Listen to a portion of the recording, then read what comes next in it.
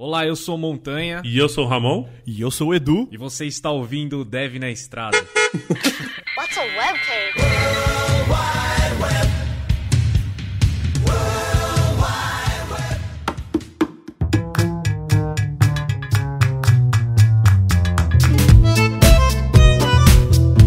Sejam bem-vindos a mais um Dev na Estrada. Eu sou Montanha e tô aqui com William Martins. E aí, pessoal? Bom, William, primeiramente, muito obrigado aí por aceitar nosso convite, participar do Dev na Estrada. Já vai parar de falar que a gente te deixou na geladeira, né? Eu já ia falar isso. Eu ia falar muito obrigado aqui, pessoal, por ter me convidado e por ter me tirado da geladeira. Cara, e pra quem não sabe, o William já participou de alguns episódios conosco aqui, mas hoje vai ser um episódio bem bacana de entrevista. Então, antes de mais nada, cara, por favor, se apresente aí pra quem não te conhece. Bom, pessoal, é um prazer estar aqui de novo. Meu nome é William Martins. Eu acho que o pessoal me conhece aí no Brasil mais como Zóio, mas meu nome mesmo é William Martins e... eu sou desenvolvedor front-end. Tamo aí na luta aí já faz um tempinho. Show de bola, cara. Vamos lá para os recadinhos, o muralzinho da semana, começando aqui com as empresas que ajudam, patrocinam aqui o Dev na Estrada. Queria falar do Kubo, eles têm uma plataforma de vagas para startups. Você pode entrar em kubo.network/jobs. Essa plataforma já divulgou mais de 2.500 oportunidades e mais de 18 mil candidatos, sendo que a maioria é para devs, assim como nós. Se curtiu, quer saber mais? Entra aí em kubo.network/jobs. Queria também agradecer a VanHack, o William tá trazendo mais uma vez aí a feira de recrutamento para empresas do Canadá recrutar aqui em São Paulo. Então dia 23 e 24 vai acontecer essa feira. Não deixe de entrar lá em vanhack.com, criar o seu perfil para poder participar dessa feira e também depois com o perfil lá na VanHack você consegue contatos de empresas para trabalhar fora do Brasil. Fechou? vanhack.com/São Paulo. E se você quiser se aprimorar aí na carreira de TI, você pode entrar em alura.com.br. Lá tem cursos de tecnologia, mobile, programação, front-end, de back-end, tem edição de vídeo, tem muita coisa legal lá. Quer se aprimorar aí? Entre em alura.com.br. E se você quiser mudar de emprego aí na área de TI, você pode entrar em Revelo, lá tem as melhores empresas para se trabalhar no Brasil. Entra aí em revelo.com.br. Bom, queria agradecer a todo mundo aí também que ajuda o Dev na Estrada, compartilha nossos áudios, que tá curtindo aí o podcast, curtindo lá no YouTube também nossos vídeos. E também vamos falar um pouco dos eventos, né? O próximo evento aqui vai ter a Brasil JS on the Road, vai ser em Sorocaba, vai ser lá em dia 9 de junho, bastante palestrante massa lá e o Eduardo Matos vai estar como host aí, vai ter uma surpresinha aí que ele falou. Então corre lá, Brasil JS on the Road, o link tá na descrição também. Continuando aqui tem o Brasília Dev Festival, vai ter, o evento é dia 9 e 10 de junho, vai ter dia 8 de junho tem um workshop lá em Brasília, então muito massa também, quem é de Brasília aí, ó, brasiliadevfestival.com.br. E também temos o Front em Sampa, vai acontecer dia 14 de julho, lá em São Paulo, no Hotel Maxold Plaza. Um evento bem bacana, nós vamos estar lá, vamos tentar fazer uns videozinhos também, igual a gente fez no Front Campinas. E é isso aí, esses são os recados da semana, espero que vocês gostem do cast de hoje e bora!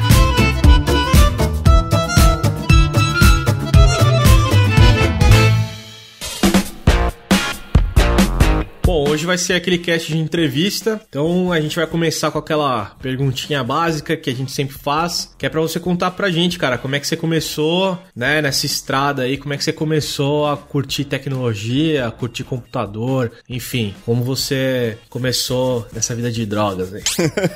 Então, no meu caso, eu me lembro muito bem que eu sempre fui aficionado por videogame, né, e aí eu me lembro que meu pai, uma vez, meu pai ele era, entre aspas, da tecnologia, né? Então ele consertava TV, rádio, essas coisas, né? Então eu cresci vendo meu pai debugando hardware, né? E aí eu já tava muito em contato com isso. Mas no meu caso, eu sempre gostei de videogame, né? Então, sempre quando eu conseguia umas moedinhas, eu ia jogar fliperama, essas coisas. E aí, na época, tinha uma revista chamada Super Game Power, né? Das antigas. Uhum. E aí eu sempre, todo mês que saía, eu estudava em São Bernardo, né? Eu morava em São Paulo e estudava em São Bernardo. E aí minha mãe comprava aqueles passes escolar pra ir pra escola, eu passava por baixo da catraca, juntava aqueles passes, vendia depois pro cobrador, pra alguém, e aí comprava essas revistas pra ler, né? E aí eu me lembro que teve uma vez que teve uma reportagem falando como é que fazia jogos de videogame, né? Aí falava que tinha linguagem de programação, C, não sei o quê. E aí, desde essa época, antes disso eu queria ser engenheiro eletrônico, né?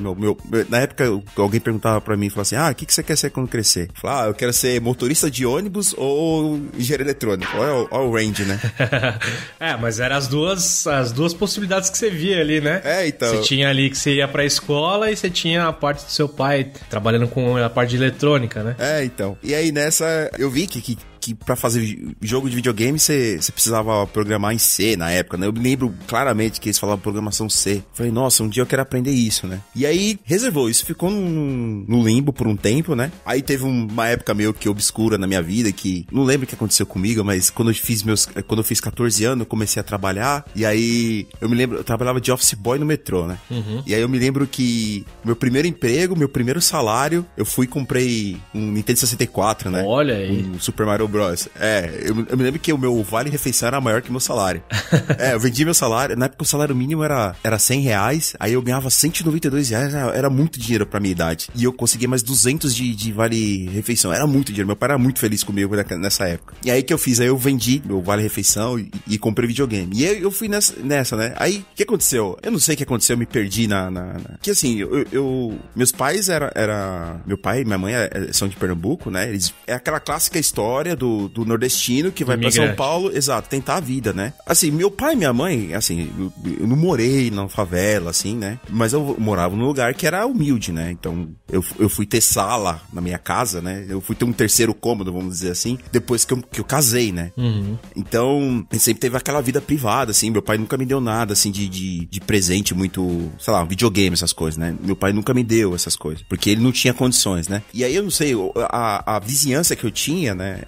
Você tinha uns moleques lá na rua que era moleque, vamos dizer, entre aspas, né, do bem, que era o moleque que ia pra escola e estudava, e tinha aquelas porcariazinhas lá dos moleques que vivia fazendo zona na rua, essas coisas. E eu fazia parte desse segundo grupo, né? Aí teve um momento na minha vida que eu meio que me perdi, eu parei de estudar. Eu terminei a 8ª série, eu falei, não preciso mais estudar, né? Terminei os estudos. E tinha uma pessoa na minha vida, que o nome dela é Isilda, né? Ela foi a dona de uma escola, na época que a minha mãe começou a trabalhar. A minha mãe trabalhava de faxineira na escola dela, né? Uhum. E ela era dona dessa escola quando eu tinha 5 anos. Aí ela me colocou nessa escola, tipo, bolsa de estudo, né? Com isso, tipo, eu estudei lá de graça, numa escola particular. E aí, quando eu terminei, eles me mandaram pra uma escola pra fazer uns testes, porque eu era um aluno difícil. Sabe aquele aluno que termina a lição e começava a zoar os outros amiguinhos? Sei. Eu era esse cara. O que acontece? Ela me mandou pra essa escola, né? Na época era metodista. E eu fiz 2 semanas lá de teste, eu me lembro. Eu tinha 5, 6 anos. E aí deu que era super dotado nessa época. E aí a minha mãe conseguiu uma bolsa de estudo pra mim lá, né? Então, tipo, a minha mãe sempre foi uma pessoa que, tipo, dentro das possibilidades, ela não tinha dinheiro, né? Então, dentro das possibilidades dela, ela tentava dar um encaminhamento pra minha vida estudantil, né? E o meu pai era aquele cara do tipo roceiro, assim, sabe? Eu cheguei em São Paulo, não tinha nada, não precisei de estudo e venci, sabe? Meio assim. Então, isso se refletia na minha vida quando eu era um pouco mais velho, né? Tipo, depois que eu terminei, cheguei na 3ª série, aí minha mãe, meu irmão, minha mãe conseguiu bolsa de estudo pro meu irmão, por minha causa. Aí quando meu irmão perdeu, porque ele repetiu, minha mãe tirou os dois e a gente foi pra uma escola que tinha lá perto, que era uma escola pública, né? E aí, aí quando foi na 7ª pra 8ª série, a gente já foi pra uma escola noturna. Então, quando eu tinha 14 anos, eu já tava numa escola noturna com uma porrada de marmanjo. Eu não tinha cabeça pra aquilo, né? Então, meio que, quando acabou a 8ª série, eu parei de estudar. E eu fiquei 2 anos, assim, no limbo, né? Eu, tipo, e minha mãe e meu pai sempre foram pessoas que me criaram no tipo, quer se vira. Sim. Então, eles nunca me deram nada. Então, meu pai e minha mãe nunca reclamou que eu saí da escola nessa época. Meu pai ficou bem bravo comigo na época, meio que não falou comigo, porque eu perdi meu emprego, que eu tinha um emprego bom no metrô, né? Tinha perdido esse emprego, meio por... que assim, cabacice minha, eu era moleque. Moleque, é. Exato. E aí, tipo, meu pai chegou pra mim e falou assim, cara, você quer jogar videogame, você vai ter que pagar a conta de luz. E aí, eu me lembro que eu fiquei 2 anos trabalhando no Farol, vendendo... Sabe aquelas plaquinhas antigas que você colocava na porta com dizer bíblico? Sei. Eu comecei vendendo isso. grana, eu comecei vendendo isso e depois acabei vendendo refrigerante, que refrigerante tem retorno, né? Você compra uma vez, você compra depois. E aí nessa, eu já tava com uns 18 anos, já, né? Aí eu gostava de uma menininha, aí eu fui conversar com o pai dela falou, o que você quer com a minha filha, né? Aí eu acabei falando assim, não, né, que eu tô gostando dela, não sei o quê, mas, pô, qual que são as suas intenções, né? Aí, sei lá, cara, 18 anos, cara, eu tinha outra cabeça naquela época, né? E era, sei lá, como início da década de 2000, revelei a idade. Aí eu falei, não, minhas intenções tipo, se der tudo certo, casar. Aí o cara já nessa ele já me descascou, né? Falou, você quer o quê com a minha filha, cara? Você não trabalha, não estuda, não faz nada. Tipo, naquele dia, eu meio que fui humilhado, né? Entre aspas. E aí foi um turning point na minha vida, porque eu tinha... Lembra que eu falei da mulher chamada Zilda? Lembro. Então, essa mulher, ela sempre viu potencial em mim, né? E aí, o que ela fazia? Ela via que eu tinha esse fascínio por videogame, então ela fazia com que o marido dela me convidasse pra ir na casa dele. E aí, o que ele fazia? Vamos jogar videogame lá em casa. Aí eu ia lá na casa dele na época, tinha saído o Gran Turismo, né? E eu era fissurado desse jogo de carrinho. E aí, o que ele fazia? Ele me levava pra casa dele, aí ele falava assim, eu só preciso terminar um negócio aqui do trabalho, assim que eu terminar, a gente desce lá e joga. Só que nessa, ele falava assim, pô, eu tô meio travado aqui, você não quer me ajudar? E aí ele me pegava uns livros de Access, de Excel, e dava pra eu estudar pra ajudar ele, entendeu? Uhum. Meio que isso era tipo um jeito que eles tinham pra me enganar, entre aspas, né? Pra fazer com que... Você estudasse. Exato. Estudasse alguma coisa. Exato. Nessa daí, depois desse dia que eu tomei esse esculacho, assim, do pai da menina que eu tava gostando quando eu era moleque, aí no dia seguinte eu fui pra escola, fazer matrícula, né? E aí, nessa eu tive os professores, eu estudei em escola pública, né? Nessa época eu tava estudando em escola pública, porque quando eu tava na particular era porque eu tinha bolsa, né? E aí eu tive os professores, né? Raul Fonseca é o nome da escola. Fica ali na Cursina, ali em São Paulo. E aí os professores deram muito... eles viram também potencial em mim, sabe? Que era o tipo do cara que... Sei lá, eu era interessado, assim, eu só tinha perdido interesse por aprender, né? Por um breve momento da minha vida. E aí eles me incentivaram. Aí nessa, fiz cursinho, né? E aí eu tentei entrar na faculdade, não consegui entrar na faculdade. Naquela época eu estudei. E aí entra nessa, aí você vê a mentalidade que eu tive dentro de casa, né? Minha mãe, ela não sabia muito bem o que eu tava fazendo, né? Não sabia muito bem que era cursinho. Aí tinha um colega meu que tinha me colocado me arranjou um emprego de, sabe, digitador, né? Eu ficava digitando dados de cheque pra uma empresa que fazia oferta de cartão de crédito. Então tinha aqueles cheques microfilmados que ia pro banco, eu pegava, digitava, e aí no final do dia eles faziam a consolidação desses dados aí, via o que era ruído e depois fazia oferta de cartão de crédito pro pessoal, né? E aí nessa época, eu, sei lá, ganhava 350 conto, era 2002, eu tinha 18 anos mais ou menos. E nessa, eu já tinha voltado a ficar engajado, né? Eu fiquei engajado de novo nos estudos, e aí eu comecei... Tive uma época que eu tava fazendo... Você conhece o ULM, Universidade de Música ali da Bom Retiro? Não conheço. Então, tinha uma época que eu... Sei lá, eu acho que foi durante uns 2 meses. Eu tava trabalhava das 6 da manhã às 2 da tarde. Aí, na parte da tarde, eu fazia o ULM. Aí, no período da noite, eu ia pra escola, né? Claro que isso era muita coisa, né? Não consegui conciliar tanta coisa. E acabei dropando a escola de música. E aí, os meus professores, eles me chamavam de canto no final da aula e me ajudavam com mais lição pra eu tentar passar na faculdade. Isso na noite, você fala? Exato. Eu trabalhava durante o dia, né, como digitador. Aí de noite eu ia pra escola e de final de semana eu fazia cursinho. Eu fiz cursinho na Poli ali aí nem lembro onde é, ali perto do bairro do Limão. Eu fiquei esse ano todo assim, né? E aí eu tentei, aí você vê, né, o meu pai sempre criticava, que falava que eu tava gastando dinheiro com... isso aí... Era a cabeça dele que ele tinha, né? O contexto dele era diferente. Então ele falava assim, pô, você tá dando dinheiro pra esses caras tão só te enganando. E a minha mãe não sabia muito o que tava acontecendo, né? Porque eles não foram apresentar nisso, né?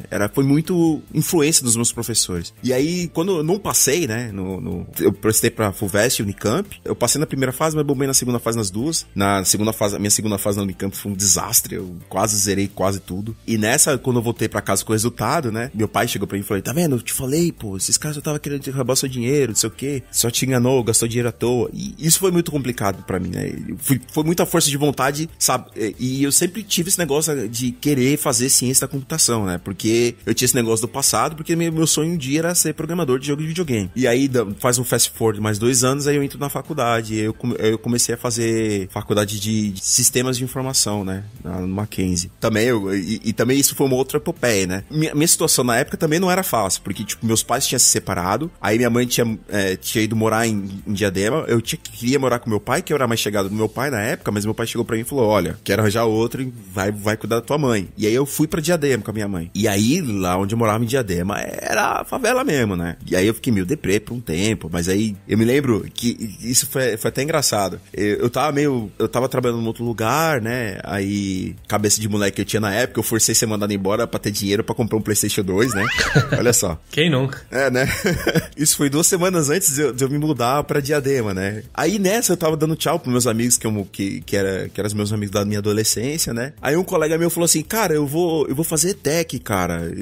Tô pensando em fazer tech de informática. Eu falei, puxa, cara, é verdade, cara. Eu tinha esquecido que tinha essa possibilidade, né? Aí eu falei, pô, é verdade, porque eu tava nessa que eu tinha bombado na faculdade, na FUVEST e no Unicamp, e tipo, meio que não tava sem saber o que fazer, né? Aí eu falei, pô, eu vou fazer isso também, né? Aí eu falei assim, você se inscreve aqui, que ele ia fazer na ETGV, eu me inscrevo lá na ET de Lauro Gomes, né? Que era de São Bernardo. Que era a extensão na época era Edson Lauro Gomes, extensão de Diadema. Aí eu me lembro, cara, que quando eu me mudei pra Diadema, eu cheguei em Diadema, na casa da minha mãe, e aí ela chegou pra mim e falou assim, eu cheguei lá com R$17,50. E a inscrição do vestibulinho era R$17,50. Eu não tinha dinheiro, não tinha nada, peguei esse dinheiro e me inscrevi. Aí eu estudei bastante, mas eu tinha acabado de sair de uma prova de fogo, né, FUVEST Unicamp, e aí você vai pra um vestibulinho, acaba sendo mais fácil, né? Aí nessa eu consegui passar e, tipo, eu fui a segunda maior nota do ABC na época, eu errei uma questão, aí tinha um rapaz que o sobrenome dele era asiático, então não vou falar nada, né? Ele foi em primeiro lugar.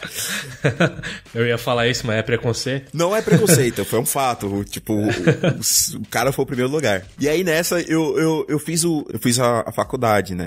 Fiz o curso técnico. Aí nessa que minha vida começou, né, meio que engrenar pro lado de desenvolvimento, né? Eu me lembro que, assim, eu já sabia do esquema, que tinha o negócio lembra do CIE? Sei, de estágio? Isso. Aí eu me lembro que tinha um esquema no CIE, que depois que eu me matriculei, eu comecei a me aplicar pra alguns estágios pelo CIE, né? Aí eu consegui um estágio, né, numa empresa chamada Tecnolab, em São Bernardo. E aí eu acho que foi o segundo anjo que apareceu na minha vida, né, profissional. Que o nome dele era Márcio. Então é um cara que, tipo assim, eu era muito cru, muito folgadão, sabe? Sabe como é que é? O cara cresceu na periferia, ele sempre tem uns trejeitos meio diferentes, que não... Vamos dizer assim, que a sociedade, né, a família brasileira de bem, pagadora de imposto... Tradicional. Exato. Eu sou estranho pra eles, né? Uhum. Então, ele foi meio que o cara que começou a me mostrar as regras do jogo, né? Então, eu me lembro que o meu primeiro computador, eu fui ter o meu primeiro computador com... Não, mentira, eu tive um computador com 16 anos, que eu fiz um rolo com o cara, só que eu não consegui pagar, acabei devolvendo, fiquei com ele, sei lá, 2 meses. E aí depois o meu computador de verdade, mesmo um que eu tive, foi o meu primeiro, eu fui ter com 21 anos, né? Já era 2004. Que foi quando eu tava trabalhando nessa empresa, eu queria muito ter o computador, e aí o Mar chegou pra mim e falou assim, ó, cara, por que você não tenta fazer o site da empresa aqui, né? Ele via que eu ficava muito tempo estudando HTML e CSS, porque na época eu tinha... lembra de um site chamado CSS Zengarden? Sim, opa. Então, aí eu me lembro, não sei como, que eu fui apresentado a isso, e eu comecei a ver isso, e em paralelo eu comecei a ver o site do WordPress, na época, se não me engano, era o WordPress 1. Alguma coisa. E era tudo hardcode, PHP, era uma coisa muito feia. Sabe o que eu me lembro do Zengarden, cara? Não sei se é. Eu acho que era do Zengarden. Era um site que tinha tema. Você clicava assim em verde, aí ficava todo verde o site. Você clicava no vermelho e ficava todo vermelho, assim. Só com CSS, sabe? Isso, que era o Zengarden, né? Eles davam um set de HTML e você shippava o seu CSS. Você mandava pra eles o seu CSS, que transformava esse conteúdo fixo que eles tinham num site totalmente diferente ao seu gosto, né? E eu ficava, cara, horas e horas vendo isso. Que nessa época que eu trabalhava na Tecnolab, eu era... Sabe aquele rapazinho que trocava cabo, limpava mouse, né? Quando o mouse era de bolinha? Menino do computador. Exato, o menino do computador. Instalava o programa, eu era esse cara. E aí nessa época, o Márcio Ville, que eu ficava mais tempo vendo essas coisas de HTML e CSS e tipo, instalava Photoshop pirata e tentava fazer uns bagulhos. eu instalei Flash pirata, tentava fazer uns bagulho com Flash. E aí, nessa de hackeando, eu consegui um dia fazer o site da empresa. E aí eu ganhei esse computador, né? Aí nessa que eu comecei a estudar mais, porque o tempo que eu tinha pra estudar era o tempo que eu tava no trabalho, né? Porque eu não tinha computador em casa. E aí nessa eu comecei a estudar mais HTML e CSS, né? Eu me lembro que quando eu era mais jovem, assim, com 14, 15 anos, eu tinha uma colega minha que tinha computador na casa dela, e eu ia na casa dela e eu vi uma vez, ela mostrou um site HTML pra mim, que ela tinha feito um cursinho. Sabe esses cursinhos SOS Computadores? Nem sei se existe esse computador mais. Então, ela tinha me mostrado, olha que eu fiz, eu falei, caraca, que muito louco. Aí nessa eu falei, putz, esse é o negócio, eu quero aprender isso. E aí o tempo passou e eu entrei na faculdade, né? Quando eu terminei o curso técnico, teve um módulo lá de HTML, mas era um módulo muito simples, né? E aí quando terminou, aí tinha no mural da escola lá, quando tava pra terminar, que tinha um negócio novo chamado ProUni, né? Que era um esquema lá que você pegava a prova do Enem. Eu já tava pensando em fazer o Enem de novo, porque eu tava terminando o curso técnico. Aí eu falei assim, vou fazer o Enem esse ano, e aí o ano que vem eu faço de novo, e aí eu pego a melhor nota dos dois pra aplicar uma FUVEST de novo. E aí o que eu tinha feito no ano anterior, eu tinha feito uma nota muito boa. Na época a nota ia de 0 a 100, né? A nota final. E aí eu tinha feito 88.89, me lembro até hoje. E aí, quando chegou no final do ano, aí apareceu esse negócio do ProUni. Falou assim, pô, você pode usar sua nota do Enem pra entrar na faculdade. Eu falei, puxa, vou tentar, né? E aí, eu acho que foi a cagadinha que eu tinha feito, que tinha esse negócio de sistema de cota. Eu acho que você é o primeiro caso de uma pessoa que foi atrapalhado pelo sistema de cota, não ajudaram. Porque eu não sabia da regra do jogo. Então é o seguinte, naquela época, se eu aplicasse como cotista, eu disputava, entre aspas, a vaga só com cotista. Então tinha, por exemplo, eu tinha, minha primeira opção era ciência da computação no Mackenzie, aí a minha segunda opção era ciência da computação na PUC, e a terceira era sistemas de informação no Mackenzie. Certo. Aí o que acontece? A minha nota dava pra nota de corte das duas, se eu não tivesse aplicado pra cotista. Os cotistas tudo inteligentão, mano. Pois é, cara. A negada tava tudo esperta, entendeu? Então eu perdi a vaga. Porque assim, a PUC tinha reservado uma vaga pra cotista, pra ciência da computação na época, e o Mackenzie tinha reservado uma também, e 3 na sistema. Então eu bombei nas duas porque, tipo, o cara que tinha entrado primeiro, ele tinha 90 e tantos. E aí eu caí na terceira opção, que foi sistemas. Hoje em dia eu acho que até foi bom ter caído em sistemas, cara, porque eu acho que se eu tivesse feito ciência, não teria terminado. Que aí entra uma outra coisa que acho que foi um dos choques, eu não sei, de realidade que eu tive,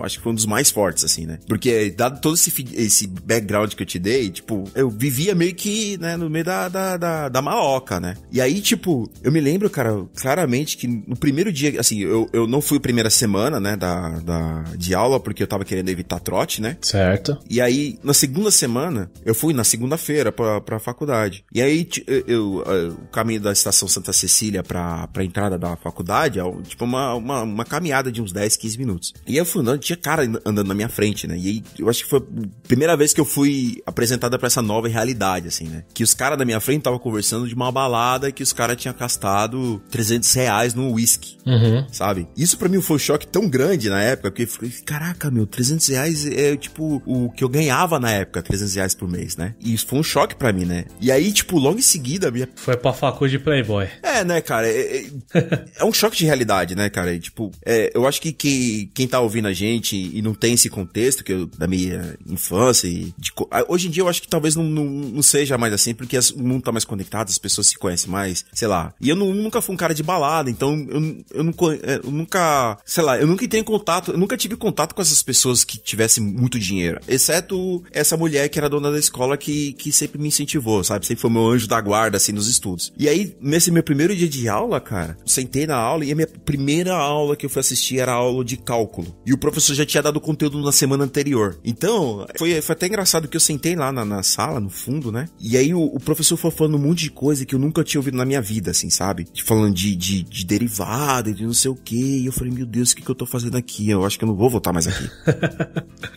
Foi um choque, assim, sabe, pra mim. Acho que foi a primeira vez na minha vida que eu tive a síndrome do impostor, né? E aí eu acho que a síndrome do impostor, desde então, tem sido a minha força motriz, né? De vez em quando me bate a síndrome do impostor. E aí o que aconteceu nesse caso foi que acabou que era a aula dupla e depois tinha um intervalo, né? Aí acabou a aula dupla, cara, aí eu saí e fiquei na área comum ali, eu falei, eu acho que eu vou pra casa, cara, eu acho que isso não é pra mim. Aí eu me lembrei de uma coisa que a minha mãe falava pra mim quando eu era mais novo, que ela chegava e falava assim, cara, você sempre começa as coisas, mas você nunca termina. É por isso que você não vai pra frente. Nossa. E foi isso que veio na minha cabeça da hora. História da minha vida isso aí, cara. Então. Aí foi isso que veio na minha cabeça, né, cara? Aí eu falei, cara, eu não posso dar razão pra ela dessa vez, entendeu? Eu tenho que terminar. E foi meio que isso a minha faculdade, né? Eu acho que o meu primeiro semestre foi muito disso. Aí eu tive muita sorte também de ter encontrado uma galerinha que foi a galerinha que eu fiz amizade, que era o Marquina, o Steven e o Nozima. Eram caras que, tipo assim, eles tinham mais condições, né? Mas eram pessoas bem humildes, assim, sabe? Bem simples. Não tinha, sabe, esse negócio de ostentação. Eu acho que foi por causa disso que eu me senti mais à vontade, assim, sabe? Achou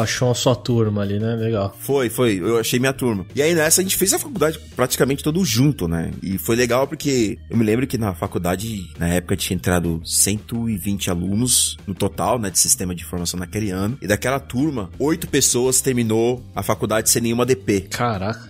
E eu e o Marquina, a gente tava no meio dessas pessoas, né? E foi legal, assim, o Marquina foi vamos dizer, meu segundo anjo. Que foi legal porque, assim, ele tava trabalhando como estagiário numa agência de publicidade em São Paulo. E ele sempre falava de negócio de HTML, né? E era uma coisa que eu tava mega interessado na época, né? Eu tinha esse negócio de ser programador de jogos, mas o que tava palpável na minha mão, uma coisa que eu acho que eu conseguia fazer naquela época, era fazer site. E aí nessa ele chegou pra mim e a gente discutia bastante. Eu tentava aprender muito dele porque ele é um cara que já tava no mercado de trabalho, né? Esse negócio de CSS. E a gente não falava muito de JavaScript porque tinha um preconceito na época, principalmente na faculdade, que o pessoal falava muito que JavaScript não era linguagem de programação. O pessoal era muito abapeiro, javeiro, coboleiro. Tinha muito disso lá, né, na faculdade. E aí era meio que só eu e o Marquina que gostava desse negócio de HTML, CSS, JavaScript. O Marquina era um cara que já tava no mercado de trabalho, né? E aí eu tentava muito aprender com ele, né? E aí teve esse trabalho que a gente fez na faculdade, que era a urna eletrônica, que a gente tinha que fazer, era 2014, né? Tinha que fazer a urna eletrônica em HTML, CSS, JavaScript. E eu me lembro que eu me dediquei tanto nesse projeto, né? E aí eu fiz tudo... Eu não lembro... tudo parametrizado, sabe? Você clicava no botão, tipo... Era o valor que tava na tag, era o valor que eu recebia no evento lá, sabe? Eu fiz... Assim, eu tinha muita limitação, né? De lógica, de programação. Tanto é que em JavaScript eu não sabia fazer muito, né?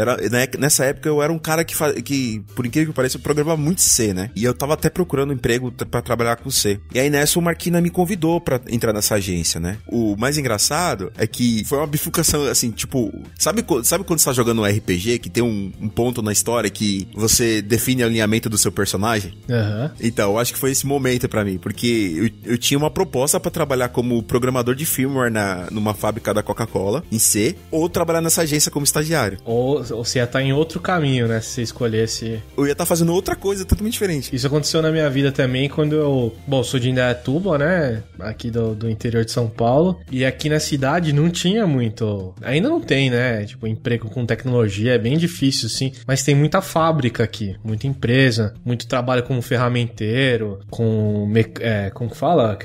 Com trabalho com mecânico, com... Soldador, mecatrônica, essas coisas, né? Tem aqueles... Metalúrgica.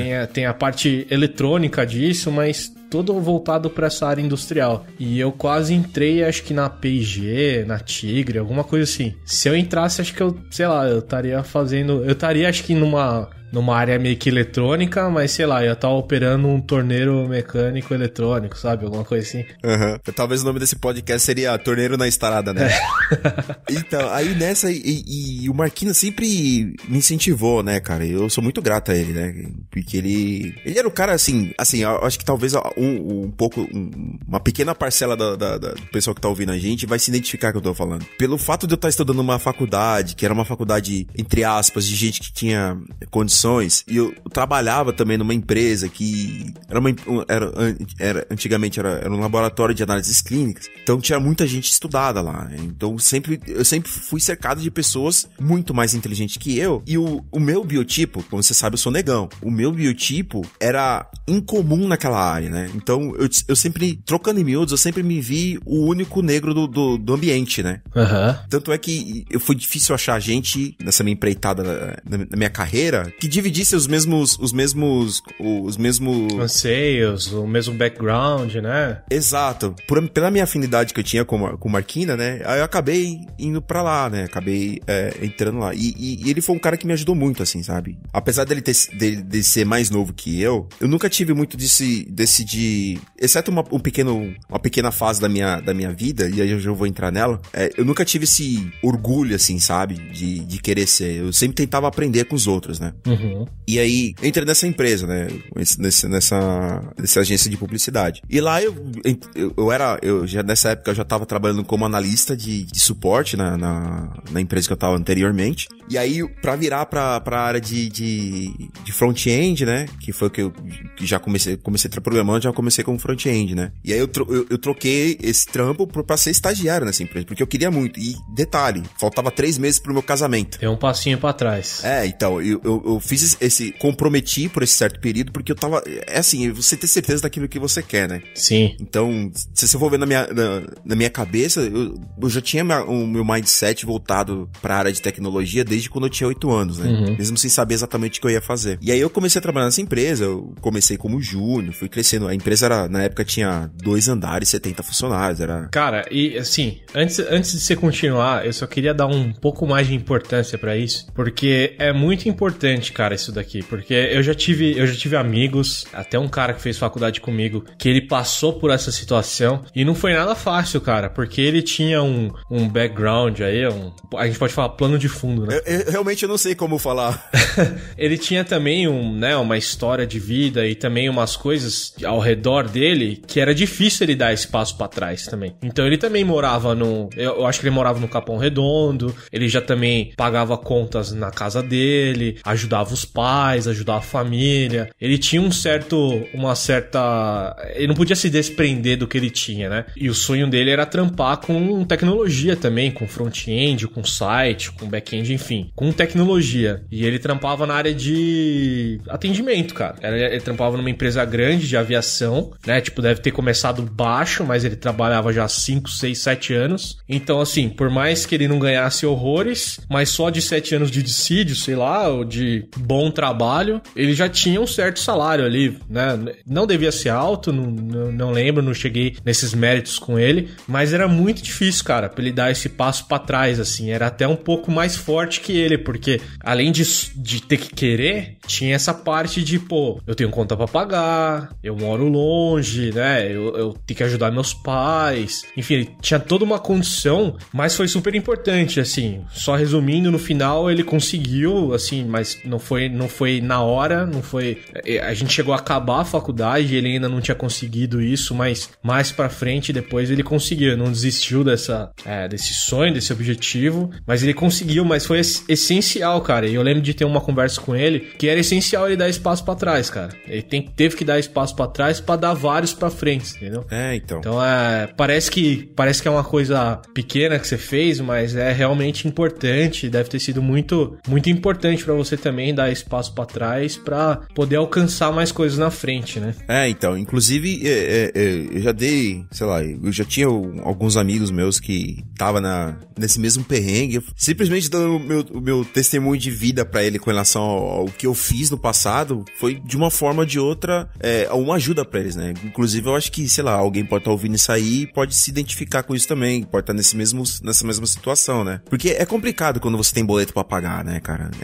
Eu entendo isso. E às vezes nem chega nesse mérito, cara. Você vai falar, por exemplo, o cara lá tá acostumado a ganhar 3 contos, né? E ele lá ele tem a vida dele. Por mais humilde ou...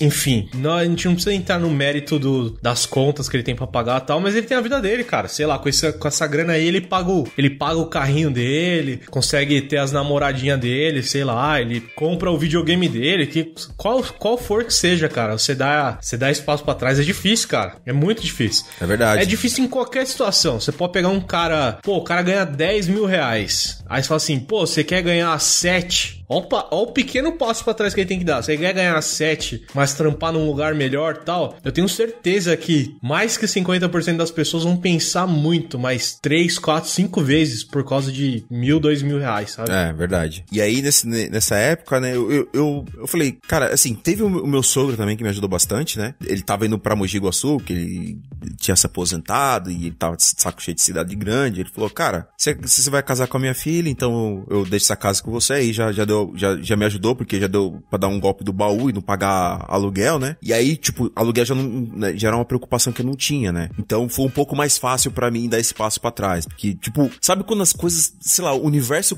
conspira a seu favor de vez em quando, né? Você vê que as coisas se encaixam assim, né? Você não sabe como que aconteceu, né? Se você tivesse realmente pensado, calculado, colocado a ponta do lápis assim, a conta não ia dar, né? É, então.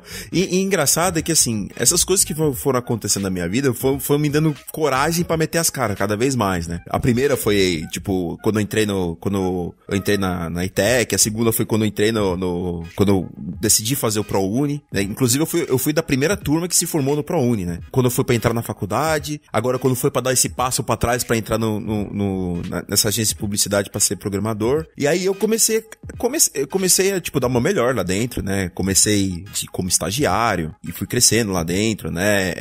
Júnior, pleno, aí virei sênior. Eu acho que, fazendo uma retrospectiva, assim, na minha carreira, eu acho que eu me tornei sênior muito cedo, né? Na minha carreira. Eu acho que com 3 anos e meio de carreira, já tava como sênior. Já tava com salário ok, já tinha conseguido dobrar o meu salário umas 2 vezes nessa época, né? Então já tava com salário ok, eu já tinha um conhecimento técnico mais ou menos ok, entendeu? Hoje em dia, se eu fosse me ver naquela época, eu falar, pô, você não é sênior não, cara, você é júnior. Mas dado a conjuntura da época, né? Você se compara com o que se tinha no mercado na época, né? E aí eu acho que assim, vou dizer, foi uma primeira tropeço, assim, na minha carreira, porque eu tava começando em conferência na época, não tinha conferência de JavaScript, de front-end na época, né? Então as conferências que eu ia era a conferência de PHP, de WordPress, as conferências do W3C, né? Que tinha no Brasil, acho que foi a primeira em 2009. E eu ia nessas, né? E eu me envolvi com a comunidade. E tem um problema que eu acho que se você é sênior, tá me escutando, tá passando por isso, foge dessa, cara. Que chegou uma época que eu não sei se eu fui contaminado com o ambiente no qual eu convivia, de pessoas que, como eu posso dizer, era muito esperto e se achava mais esperto que o status quo fora da empresa. E aí tudo que via, tudo que lia, toda coisa nova que aparecia, desdenhava meio, sabe? Ah, isso aí é muito fácil, isso aí é groselha, sabe? Não tem nada novo, né, acontecendo. Exato, tipo, eu tô, sei lá, tudo isso pra mim não é novidade, sabe? Eu já sei. E eu comecei a ser contaminado com isso e eu comecei a ser esse sênior babaca, entendeu? O cara que achava que sabia de tudo. Cara, eu tinha 3, 4 anos de carreira, né? E aí nessa eu me afastei totalmente da comunidade e não ia mais, não estudava mais, achava que sabia de tudo, sabe? Achava que, sei lá, tava acima do bem e do mal. E aí nessa que apareceu o meu próximo anjo, que é o meu Jedi Master até hoje, que é o Aragão, né? Que tem uma entrevista aqui também. Ele tem entrevista aí também, né? Tem. Eu acho que ele entrou mais ou menos junto com você quando a gente trabalhou junto, não foi? Não, ele tava lá já.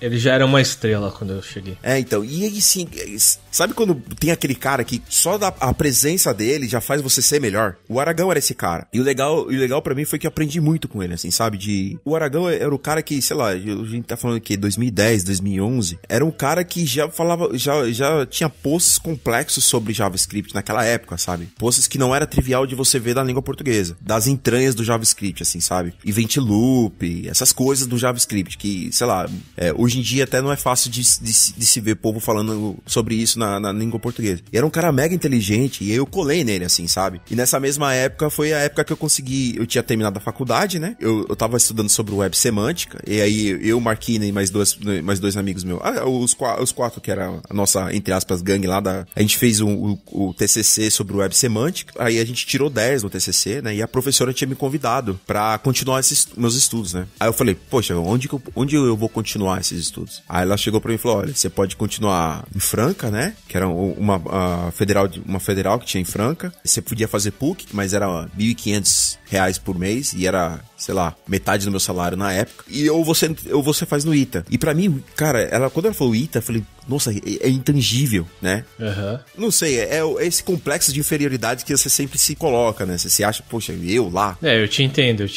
Eu penso isso, cara. Então. E aí ela me levou lá, me apresentou, professor, não sei o quê. E aí eu comecei a fazer as matérias pra coletar crédito pro mestrado, né? Porque o professor, esqueci o nome do professor. Quando ele conversou comigo, ele falou assim, olha, eu não falo com você enquanto você não tiver 15 créditos, né? E ter feito as 2 obrigatórias, que lá, na época, pra você fazer o mestrado, você tinha que ter 15 créditos, pra você apresentar sua tese, tinha que ter 15 créditos e ter feito as duas matérias obrigatórias. Que eu acho que uma era matemática, uma era autômatos e outra era matemática na computação, uma coisa assim. E aí, nessa mesma época que eu conheci o Aragão, eu tinha acabado de entrar no mestrado, né? E foi legal, porque, tipo assim, eu tava aprendendo as coisas no mestrado e eu tinha alguém pra conversar sobre isso no trabalho. Porque ele era um cara super inteligente. Tudo bem que ele demorou 15 anos pra terminar a faculdade, mas ele era um cara muito inteligente.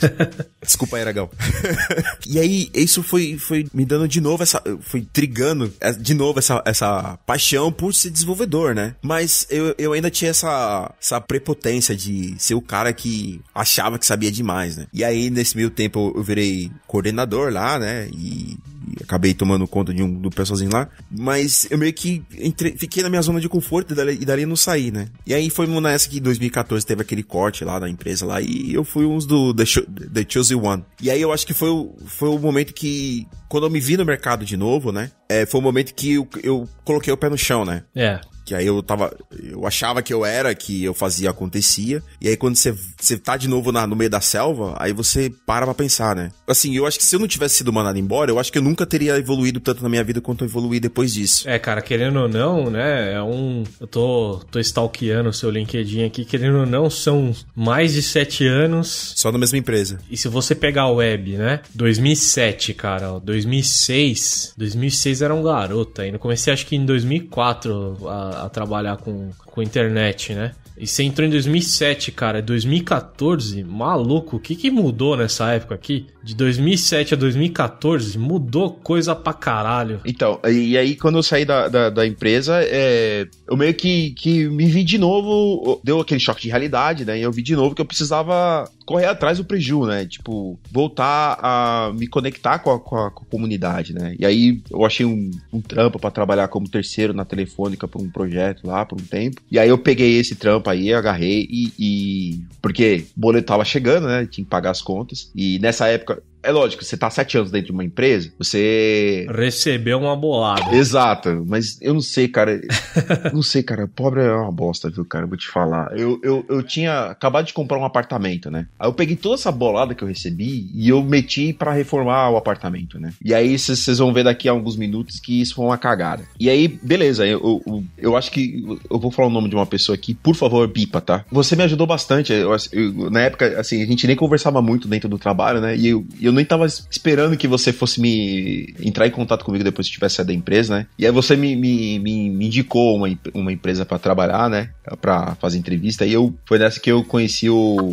E, cara, foi assim, você acaba de ser, tipo assim, eu era a pessoa, você se lembrava disso, que eu era uma pessoa que pregava amor pela empresa. Aqui a gente é uma família, aqui a gente dá o nosso melhor, não sei o quê. Eu tive até crise de labirintite, tipo, ter trabalhado até 4 horas da manhã pra entregar um negócio e vários burnouts. Tava afetando a minha saúde já, mas eu dava o meu melhor porque, tipo, era aquele negócio de amor à empresa, né? Vestia a camisa, não sei o quê. Isso pra mim foi uma apunhalada nas costas tão forte, assim. Eu me sentia apunhalado nas costas, né? Depois de tanto tempo. Mas, assim, dado o contexto, fazendo uma retrospectiva, se eu tivesse no lugar do meu chefe, eu teria feito a mesma coisa. Eu já tava meio de uma bad, né? Porque, pô, eu amava a empresa, pregava amor pela empresa e ser mandado embora, né? E aí essa primeira entrevista que eu fiz, cara, por isso que hoje eu sou uma pessoa que eu prego muito pela cultura, né? Dentro da empresa. Porque essa pessoa, ela me colocou numa mesa, falou assim, o que você trabalha, não sei o quê, qual é o framework que você conhece? Na época era Backbone e Ember, né? Eu acho que só tinha isso. E Angular, só que ninguém usava Angular. Eu não sei, vai que usava. E mesmo assim era uma certa novidade, né? Porque exato, na agência a gente não usava muito isso, né? E nessa o cara chegou pra mim e falou assim,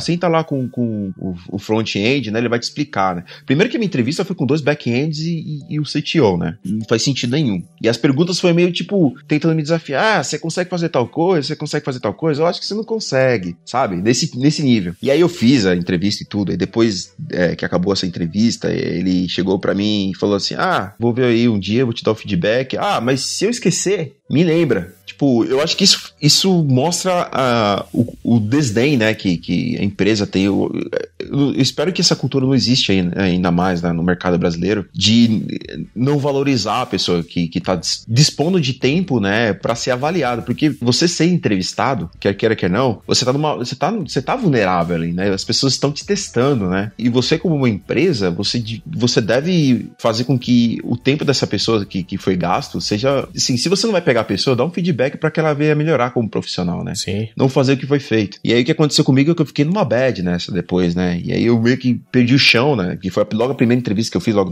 depois que eu saí da empresa. Eu consegui esse emprego aí na Telefônica. E foi um pessoal bem legal, assim, o time que eu trabalhava era bem legal. O bom disso é que no final, enquanto eu tava lá na Telefônica, eu sabia que aquela não era uma empresa para eu trabalhar, e eu continuei correndo atrás, né? E eu cheguei a fazer 21 entrevistas no espaço de 3 meses, né? Caraca, mano. Até eu tinha...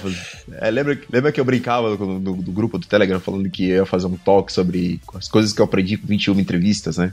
Mas foi legal porque, assim, deu pra eu aprender muito sobre o mercado de trabalho, sobre sobre cultura de empresa, sobre o que os RH pensam, assim, sabe? Sobre o profissional, deu pra aprender bastante. Eu acho que eu aprendi muito mais nesses 3 meses do que, sei lá, nos últimos 3 anos de trabalho na agência. E aí na época, qual que era o nome? Eu acho que hoje é Livelo, não é o nome da... Eu acho que eles patrocinam vocês, não é? A Revelo? Revelo, isso. Na época não era Revelo, eles tinham um outro nome. Contratado ME. Exato, Contratado ME. Aí eu me lembrei que existia esse Contratado ME. Alguém me indicou, né? Falou, olha, cara, entra nesse lugar aqui, e aí você põe faz o seu currículo lá, eles vão te entrevistar, você vai fazer um code interview, e aí vai ser ao contrário, em vez de as empresas entrevistar você, é meio que uma troca. Você tá no comando, você escolhe a empresa que você vai trabalhar. E pra mim, cara, isso foi uma coisa sensacional. Porque eu falei, caraca, mano, que ideia genial, né? Por que ninguém nunca pensou nisso antes? E aí nessa eu conheci a Geek, né? Que era uma empresa que, eu acho que foi a empresa que foi meu trampolim, né? Na minha carreira, né? Que, tipo, tinha gente muito inteligente lá dentro trabalhando. Sabe quando você entra no lugar e você se sente a pessoa mais estúpida do recinto? Sei. Essa era a empresa, entendeu? E é legal você se sentir estúpido, porque isso quer dizer que isso só tem a aprender, né? Tipo, na pior das hipóteses, você vai aprender. E era pessoas muito inteligentes, tudo engenheiro do ITA, cara que já fez estágio no Google, no Facebook, na Microsoft. Caras muito inteligentes, né? E aí foi eu acho que esse foi o lugar onde eu desenvolvi as minhas soft skills, né? Porque era assim, às vezes o pessoal fala que ambiente flat, bullshit e essas coisas. Cara, assim, é porque talvez essa pessoa não viveu isso de uma forma como eu vivi lá na Geek, né? A gente passou por situações de perrengue, de ter que cortar 25% dos funcionários da empresa, que era startup, né, cara? Sim. E os donos da empresa, que era o Boltemp e o Sasaki, eles eram tão abertos que você tinha... Acabou esse dia triste, ele sentou com a gente e foi aberto as perguntas mais cabeludas que você podia fazer pra eles. Eles responderam de forma honesta. Era esse nível, né? Que você podia conversar de igual pra igual, não importa quem seja, entendeu? Tanto é que eu era desenvolvedor front-end, eu era o único front-end que tinha lá na época, e o meu superior era o CTO. Era esse o nível de hierarquia que a gente tinha lá, né? E quando eu tava saindo de lá, eles estavam rodando... Tava começando a rodar Holacracy, né? em alguns setores da empresa, né? Então, era, assim... Eu não gosto muito de usar essa palavra, que essa palavra virou muito palavra de startupeiro, né? Mas a organização era muito disruptiva lá dentro, né? Ai, cara. É meio bullshit falar disruptivo, né? Mas eu curtia muito, assim. Eu nunca vi, nem antes nem depois, tá? Até hoje, nunca vi um ambiente tão aberto a feedback e que as pessoas, não importa o quão, entre aspas, duro e honesto seja o seu feedback, as pessoas não tinham hard feelings, sabe? No final tipo, você podia quebrar o pau dentro da sala, saiu da sala pra fora, resetou, entendeu? E é difícil isso, hein, cara? É difícil. Não é uma coisa simples de se construir, não, né? Eu vou te falar, cara, pra mim tá beirando impossível, porque a minha vida desde então foi achar uma empresa que tivesse esse mindset, e até hoje eu não achei, entendeu? É difícil, cara. Difícil, requer. A cultura é uma coisa difícil, cara, de ser construída. Inclusive, eu trabalhei numa startup também, que foi o Score, que um dos a gente estava no meio de uma construção de cultura de empresa também, e a gente viu sobre holacracia também, e inclusive quem ensinou pra gente o que era holacracia e até como se construir uma cultura foi um dos caras que era membro da Geek, cara. Ah, eu sei. Ele que deu um curso, assim, né? Deu um workshop pra nós lá. Eles abriram uma empresa agora. Então dá pra entender quão forte era isso dentro lá da Geek, né? Essa cultura de holacracia e de ter uma cultura bacana na empresa, que o que a gente fala aqui, né, saiu daqui é outra coisa, né? Aqui é vida profissional, ali é vida pessoal, aqui a gente faz esse tipo, assim, assado, né? É bem forte isso. Então, eu não sei, cara, eu acho que o Brasil, no geral, precisa de empresas assim, né? Que valoriza você como pessoa e como profissional. Assim, eu acho que no final você trabalhar numa empresa é uma troca, né? Você dá alguma coisa, assim, você tem que sentir que você tá levando vantagem e o seu empregador também. E quando eu falo de levar vantagem, não é só uma boa recompensa monetária, né? Você tem que sentir que você tá engrenando na sua carreira, né? Você tá indo pra frente, né? Eu acho que mais que isso é se sentir útil também. Exato. Sentir que você tá contribuindo pra alguma coisa, que a empresa tá indo pra frente também por conta de você, não apesar de você.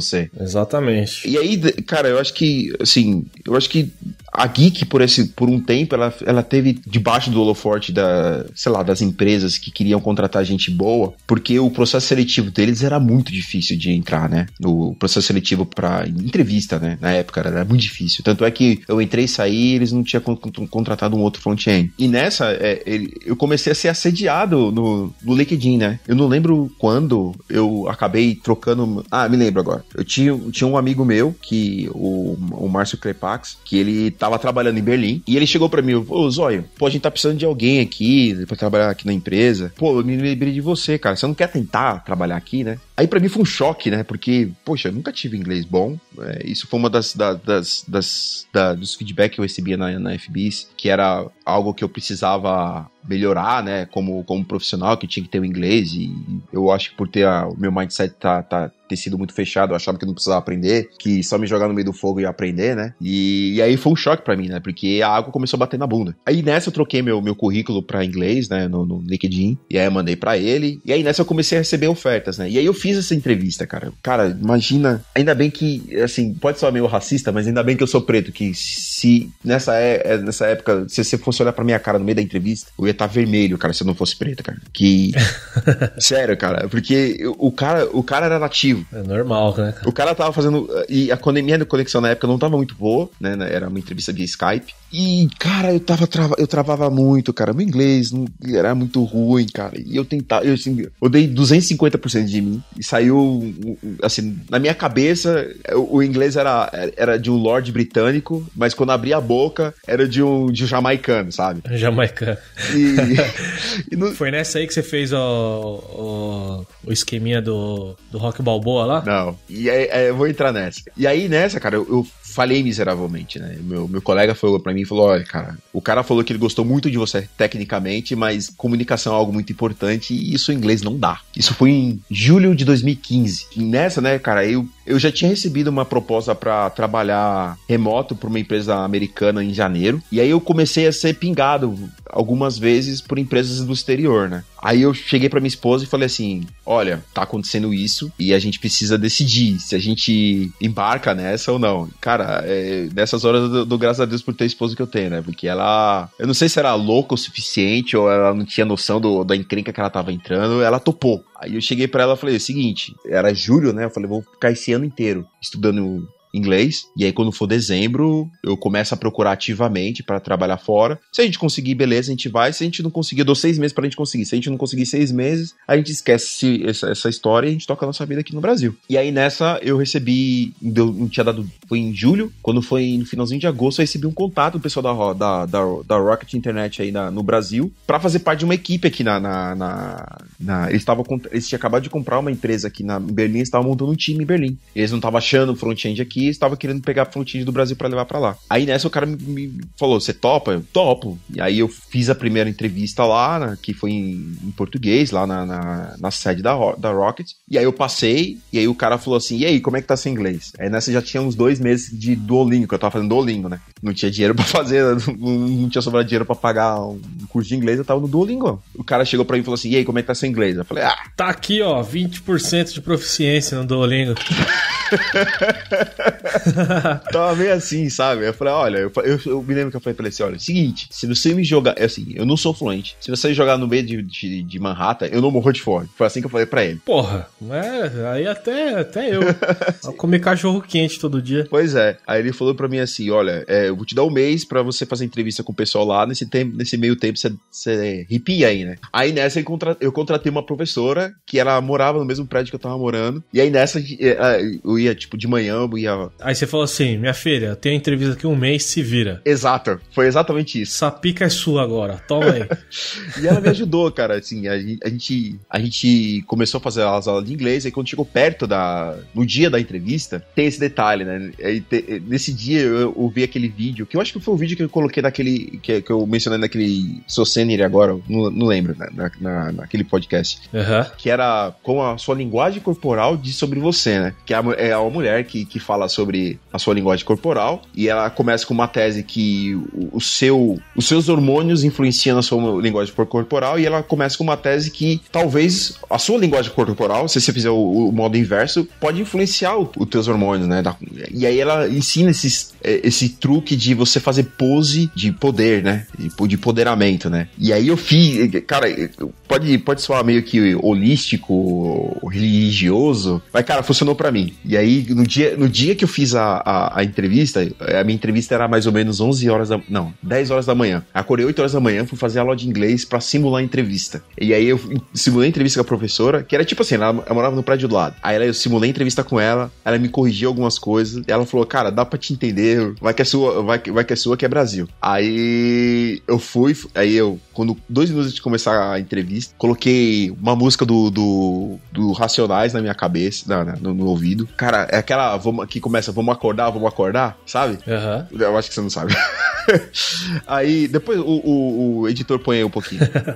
Vamos acordar, porque o sol não espera, demorou, vamos acordar, o tempo não cansa. Ontem à noite você pediu uma oportunidade, mais uma chance. Como Deus é bom, né, não, nego? Olha aí, mais um dia todo seu, que céu azul.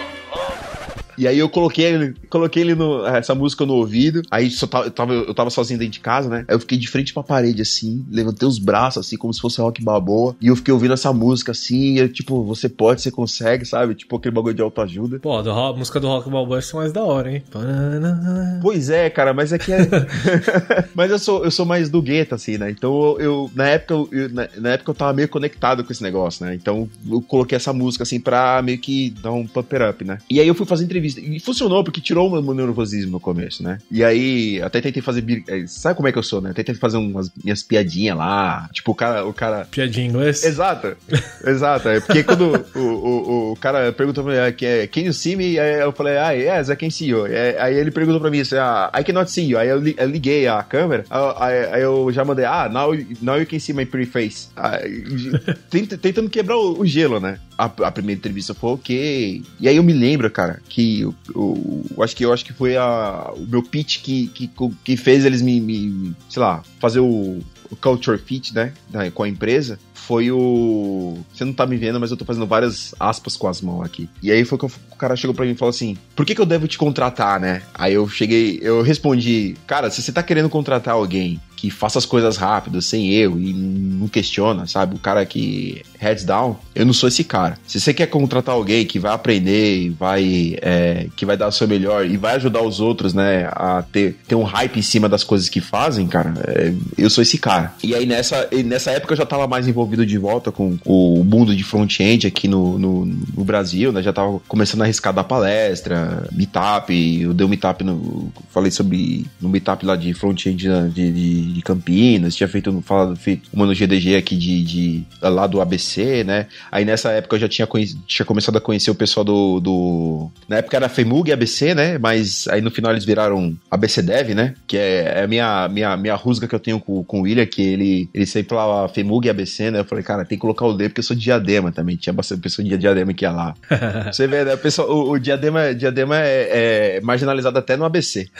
Mas aí deu certo, né, cara? Eu consegui emprego lá, né? E aí foi a minha nova aventura, né? Porque foi a minha primeira vez que eu fiz uma viagem pra fora do Brasil, foi pra morar e trabalhar fora, né? E foi um choque pra mim, né? Porque o meu primeiro mês eu passei sozinho lá, enquanto a minha esposa tava vendendo as coisas daqui. E aí vocês não entendem por que foi mal cagada a minha vida ter reformado meu apartamento, ter mobiliado ele, porque um ano depois eu tive que vender tudo, né? E aí nessa época o euro tava 4,60, sabe? E aí você pega um carrinho de mão de reais e fala assim, me dá isso aqui de euro, né? Aí o cara te dá 2 notas, né? E foi meio isso que aconteceu. E aí a gente, primeiro mês aqui eu acho que o pessoal que não mora fora do Brasil tem esse glamour, né? Das fotos de Instagram de ponto turístico, como se você lá, estou tomando um café aqui perto da Alexanderplatz, sabe? Tipo, nossa, que legal, eu queria estar lá. Mas tem um perrengue muito grande, assim, pra você chegar nesse ponto, né? Porque, por exemplo, eu vim pra cá com a minha esposa, alugar a casa aqui em Berlim foi muito difícil, porque eles meio que tem uma máfia, que assim, se você não fala alemão, suas chances caem a 10%. E aí esses 10% você vai pagar muito mais caro, porque você vai alugar com uma imobiliária, que é uma imobiliária que, entre aspas, Tem aquela parada de não ter crédito também, igual aos Estados Unidos, assim? Não, eu acho que é um pouco pior, cara. Porque, assim, a burocracia da Alemanha é um pouco esquisita. Porque, eu vou te explicar. Tem uma como é que fala? Uma dependência circular aí, que eu vou te explicar. Quando você chega aqui, pra você se registrar na cidade, você tem que ter um endereço fixo. Pra você ter um endereço fixo, você tem que abrir uma conta de banco, pra você conseguir alugar um apartamento. Mas pra você alugar um apartamento, você tem que ter um registro na cidade. E esse ciclo continua, entendeu? Pra você ter uma conta de banco, você tem que ter um emprego. Você tem um emprego, beleza? Uhum. Mas pra você abrir uma conta do banco, você tem que ter um registro na cidade. Certo. Pra você ter registro na cidade, você precisa ter uma casa. Mas pra você ter uma casa, você precisa ter uma conta no banco. E pra você ter uma conta no banco, você tem um registro na cidade. E assim vai. É um círculo. Meu Deus. Que se repete sem fim. E aí eu tive um amigo meu, que aí eu acho que foi o próximo anjo, entre aspas, que apareceu na minha vida, que foi o Leandro, né? Ele morava num apartamento, que é nesses apartamentos assim, que era tudo novo, mas é tipo assim, você vai pagar mais caro que a média, porque é uma assim, se você é, como é que fala? Imigrante aqui na Alemanha e não fala alemão, você vai acabar pagando mais no aluguel, entendeu? Porque os landlords que tem apartamento, que são pessoas que você vai alugar direto com o proprietário, você não consegue porque o cara só aceita quem fala alemão, entendeu? E às vezes se você não tem sobrenome alemão, o cara nem te atende. Então você acaba alugando com empresa, né? E aqui ele me ajudou porque ele já tava morando nesse mesmo prédio, e aí ele falou com a empresa, né, que tá no apartamento. Ela falou, tem um cara que tá na mesma situação que eu cheguei aqui, você não pode ver o apartamento. Passou esse primeiro mês que eu tava aqui em Berlim, né, que eu fiquei num hotel que a empresa pegou pra mim, né, pra ficar esse primeiro mês. Aí eu voltei pro Brasil pra pegar meu visto e vim com a minha esposa pra cá. E aí, assim, faltando 3 dias pra vir pra cá, cara, eu consegui fechar o aluguel pro meu apartamento. Aí eu vim pra cá com a minha esposa. Aí quando eu cheguei aqui, cara, o meu apartamento era porta, janela, chão e teto, privada e pia do banheiro. Não tinha mais nada. Não tinha cozinha, não tinha nada. Eu tive que... Eu cheguei aqui, era mais ou menos umas 4 horas da... Não, eram umas 2 horas da tarde e era inverno, então tava escurecendo 3h30, 4 horas da tarde. Aí a minha vizinha, ela me ajudou, falou assim, eu cheguei sem saber o que tava fazendo. Cheguei com um monte de mala com a minha esposa, minha esposa já tava meio pra baixo, assim, por causa que ela tava saindo de perto da família dela. Aí ela sente mais, ela era mais conectada com a família, né, que eu. E aí o que acontece? Chegou aqui, cara, eu não sabia, eu cheguei pra minha amiga e falei assim, o que eu faço agora? Ela falou, vai em tal lugar, compra soquete e lâmpada, que você vai precisar disso de noite. Só tinha os fios, né, no teto, né, pra ligar. Aí eu fui lá na loja de ferramenta, comprei, trouxe pra cá, instalei, e aí não tinha onde dormir, aí ela me prestou colchão inflável, a gente colocou o colchão inflável no chão, dormiu eu e minha esposa. Aí minha esposa já tava de TPM, ela é uma pessoa que ela fica muito sensível quando ela tá, né, né? E aí imagina uma pessoa que ela tá mais sensível, né? Tá com os hormônios alterados e ainda fez uma puta mudança na vida. Exato. E aí o primeiro dia que você vai dormir, você dorme no chão, no inverno. O que eu fiz da minha vida, né? Exato. Em Berlim, longe, 10 mil quilômetros da família. E aí no meio da noite, pra completar, o colchão inflável fura. Puta que pariu. Cara, foi um perrengue, assim, no começo, assim, sabe? E aí foi até bom a gente ter conhecido o brasileiro logo quando a gente botou o pé aqui, né? E a igreja que a gente tinha aí no Brasil tinha aqui também. Aí eu tirei uma foto aqui da minha casa vazia, vou ler pro pessoal assim, pessoal, se vocês tiverem alguma coisa usada pra vender, me arruma. Aí eles me deram geladeira, panela, cama. E foi um boost que deu na começo, né? Eu acho que o legal de ser brasileiro é que quando você tá no exterior, cara, a gente se comporta como uma gangue mesmo, sabe? A gente se junta. E isso foi o que me ajudou bastante, né? Assim, a ter menos fricção quando chegasse no exterior, né? E é engraçado quando você começa a trabalhar numa empresa dessa, assim, é uma startup e é tudo novo pra você, todo mundo fala, a equipe que eu tava trabalhando é uma equipe muito multinacional, né? Gente de tudo quanto é lugar. Tinha bastante brasileiro, que foi o que me ajudou bastante, né? No começo quando eu entrei, tinha 5 brasileiros, quando eu saí tinha 41 brasileiros, né? E a minha vida foi muito de síndrome do impostor todo o tempo, né? Porque eu chegava assim, aí o pessoal perguntava pra mim, e aí, como é que tá, cara? Eu tô me sentindo um burro aqui, assim, sabe? Todo mundo é muito mais inteligente que eu, não sei o quê. Eu não sei, cara, às vezes a gente, não é nem que a gente não sabe, né? É que quando a gente se encontra num ambiente desse, a gente acaba se pequenando, né? E aí eu acho que me ajudou bastante foi, sei lá, eu comecei a ficar muito ativo aqui na comunidade, né? Assim, ativo no sentido de ir em muito meetup, sei lá, geralmente eu vou 3, 4 meetups por mês aqui, né? Tipo, tem o React Meetup, tem o Upfront, o Node.js. E aí foi legal, né? Que aí eu fui me conectando com a comunidade aqui. E é isso, né, cara? Aqui a gente tá... Agora eu saí da Foodora, né? Tô trabalhando aqui no eBay, que agora é a minha mais nova empreitada. Acabei de entrar aqui. Também, de novo, um monte de gente inteligente.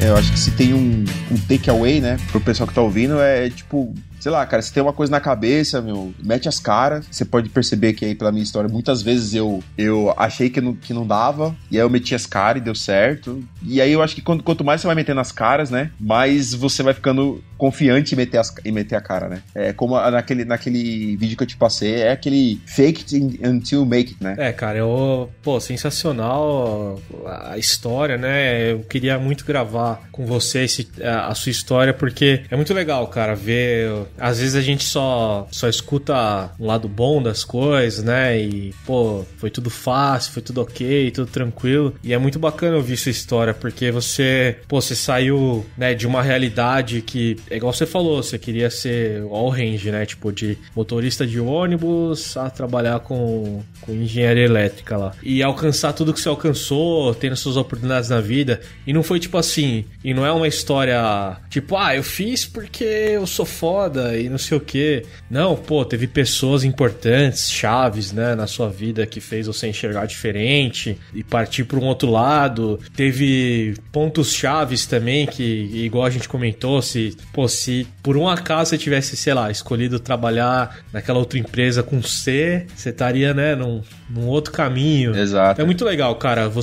Eu acho que é legal até para quem é entrevistado, né, parar e olhar para trás e ver como é que a gente traçou a nossa vida, né? E como é que tudo foi acontecendo. E ver que no final tudo isso aconteceu porque você quis fazer.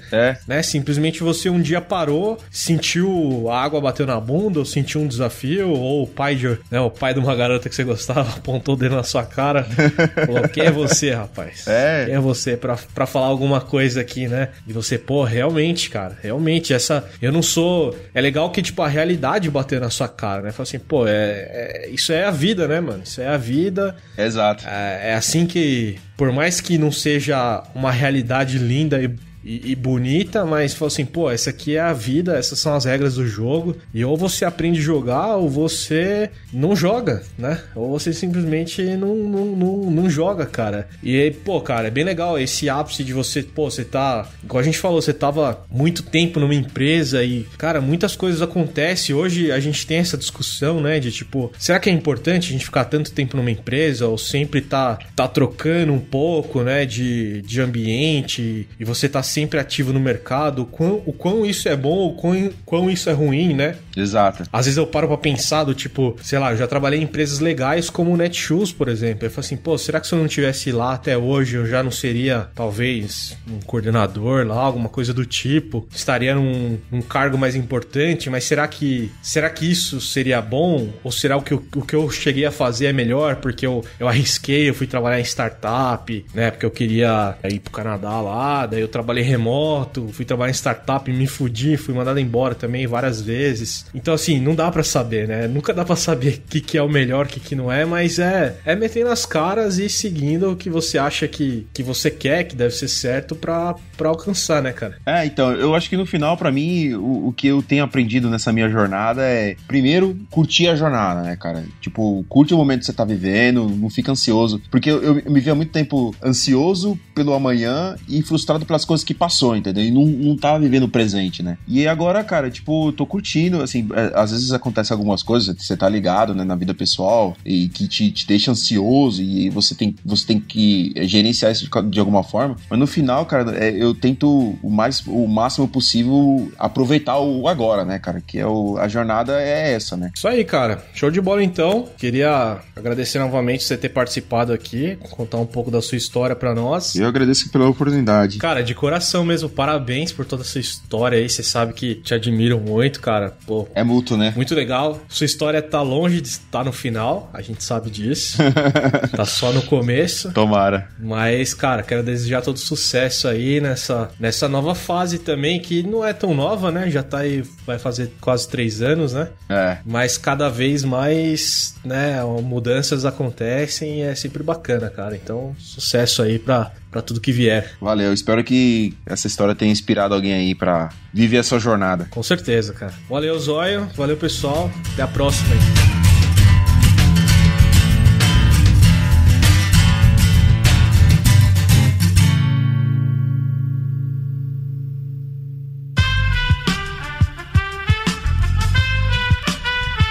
Este podcast foi editado por Aerolitos Edição Inteligente.